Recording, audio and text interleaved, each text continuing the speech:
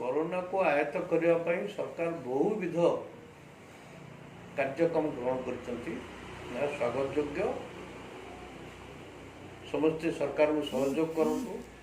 मोर कहीं मन हुए आम ओडिशा रे प्राय 95% लोक को सरकार कथा मानि नौ।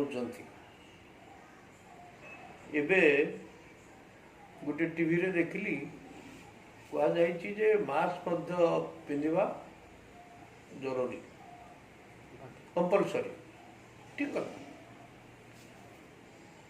किंतु मास्क न पिंधिले 500 टका जुर्माना हम। ये कथाटी गाँ गंडारे लोक पाखे काम ना, रोजगार ना, खावा को ना, यह बहुत बाधिब। तेणु सरकार तो आगुरी कहते गामुछा गुड़े हम, गोड़ोड़ी रुमाल गुड़े हम। तेणु आपको फाइन कथा न रखु। आहरी लोके तो ग्रहण कर सरकार कथा। सरकार बहुत मास्क वितरण करा जाऊ।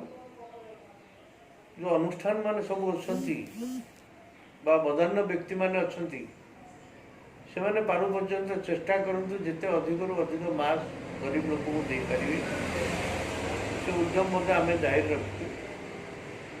तेणु फाइन टा को करी जपरी पुलिस वर्तमान बहुत उद्यम करुच्ची श्रृंखला रक्षा करने। कोरोना केमती न व्यापी से उद्यम करुच्ची।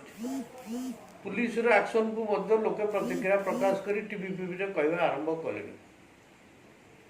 जी जहाँ कर लोकंर भल पाई कर, किंतु बेले बेले प्रतिक्रिया प्रकाश पाउची।